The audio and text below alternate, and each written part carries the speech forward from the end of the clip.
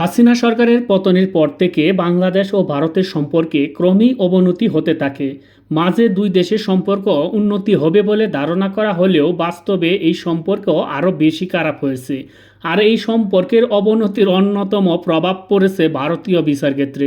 ভারতীয় ভিসা চালু না বন্ধ তা নিয়ে মানুষের মধ্যে দ্বিধাদ্বন্দ্ব।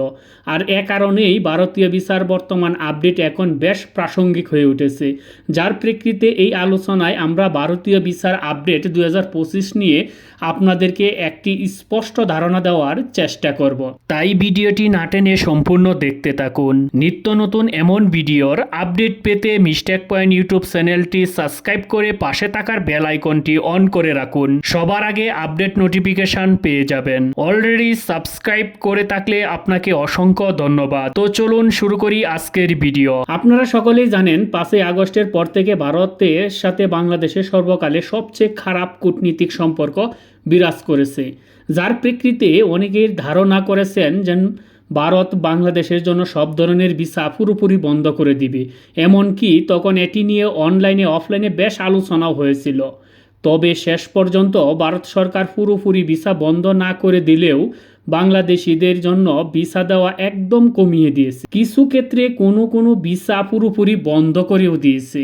বাংলাদেশিদের জন্য ভারতীয় ভিসার জটিলতার সবচেয়ে বড় আঘাতটি এসে ইন্ডিয়া ট্যুরিস্ট ভিসার ক্ষেত্রে। ইন্ডিয়া সরকার বাংলাদেশিদের জন্য ট্যুরিস্ট ভিসা পুরোপুরি বন্ধ করে দিয়েছে। অন্যান্য double entry visa, medical visa, student visa এবং তীর্থ ভিসা সীমিত পরিসরে চালু থাকলেও ট্যুরিস্ট ভিসার বর্তমান পুরোপুরি বন্ধ রয়েছে। আর double entry visa, medical visa, student visa এবং তীর্থ ভিসাও ভালো অ্যামাউন্টের ইস্যু করা হচ্ছে।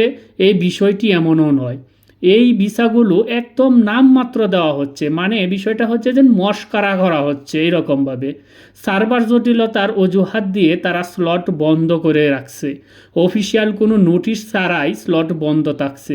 আর স্লট খোলা থাকলেও 4 থেকে 5টির বেশি স্লট খোলা থাকছে না। মাঝে ইন্ডিয়া ট্যুরিস্ট ভিসা সহ অন্যান্য ভিসা ফেব্রুয়ারি মার্চ মাসে কিংবা ফেব্রুয়ারি মাসের শেষ দিকে স্বাভাবিক হওয়ার কিছু গুঞ্জন শোনা গেলেও বাংলাদেশ কিংবা ভারতের অফিসিয়াল কোনো সোর্স থেকে এর সত্যতা নিশ্চিত করা যায়নি। ফেব্রুয়ারি মার্চ মাসে নিয়ে ইউটিউব, ফেসবুকে কেবলমাত্র এমনই নিউজ দেখা গেছিল। আর যেহেতু অফিসিয়াল কোনো সোর্স থেকে এমন কোনো তথ্য পাওয়া যায়নি, তাই ইন্ডিয়ার ভিসা কবে স্বাভাবিক হবে সেটি নির্দিষ্ট করে বলাটা অনেক মুশকিল। তবে ভারতীয় ভিসার পেমেন্ট ওয়েবসাইট আপডেটের কাজ চলমান রয়েছে। আপডেটের কাজ সম্পূর্ণ হলে ধারণা করা হচ্ছে ভারতীয় ভিসা পুরোপুরি স্বাভাবিক না হলেও double entry visa, medical visa, student visa এবং তীর্থ ভিসার ভালো স্লট পাওয়া যাবে। অন্যদিকে ট্যুরিস্ট ভিসা সম্পর্কে ভারতীয় বিভিন্ন মুখপাত্রের বিভিন্ন বক্তব্য থেকে বোঝা যাচ্ছে নির্বাচিত সরকার ছাড়া ট্যুরিস্ট ভিসা বাংলাদেশিদের জন্য আপাতত চালু হচ্ছে না। তবে নির্ভরযোগ্য কিছু সূত্রের মতে মার্চ মাসে ট্যুরিস্ট ভিসা বাংলাদেশিদের জন্য চালু হতে পারে, এরকম একটি আশঙ্কা রয়েছে। তবে এমন আপাতত অপেক্ষা করা ছাড়া বিশেষ কিছু বলা যায় না। দেখা যাক শেষ পর্যন্ত কি হয়। এই ছিল আজকের ট্যুরিস্ট ভিসার যে আপডেট।